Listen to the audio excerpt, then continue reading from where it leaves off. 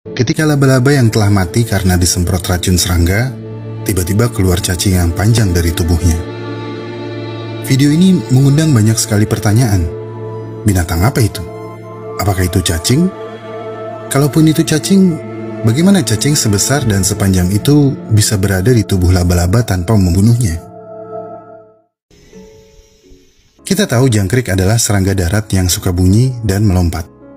Tapi tahukah kamu kalau ada jangkrik yang tidak berbunyi dan cenderung melakukan bunuh diri dengan melompat ke air? Meskipun kedengarannya mengada-ngada, tapi itu benar terjadi.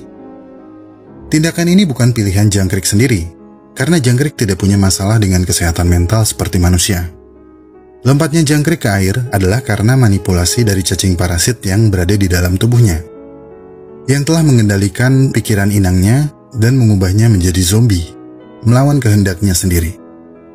Sesaat setelah jangkrik melompat ke air, cacing ini mendesak keluar dari tubuh jangkrik dan berenang bebas ke perairan lepas, meninggalkan jangkrik yang hampir pingsan kebingungan. Seakan bertanya, apa yang barusan keluar? Mungkin perasaan bingung yang sama ketika kamu ee-nya besar, keras, dan panjang. Di satu sisi ada perasaan lega, di sisi lain ada perasaan bingung.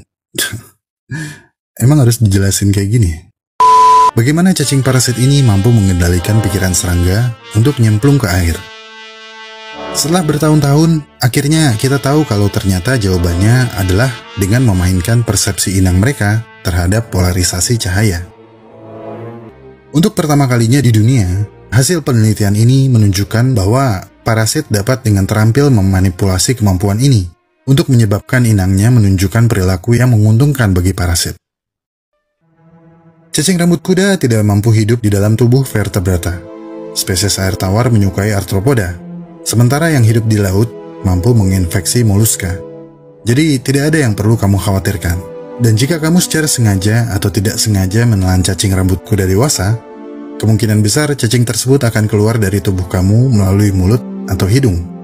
Setidaknya itulah yang mereka lakukan ketika mereka dimakan oleh vertebrata lain di alam liar.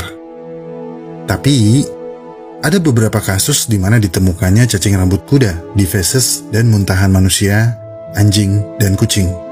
Namun kasus ini diduga karena ketidaksengajaan mengkonsumsi air mentah atau air yang terkontaminasi.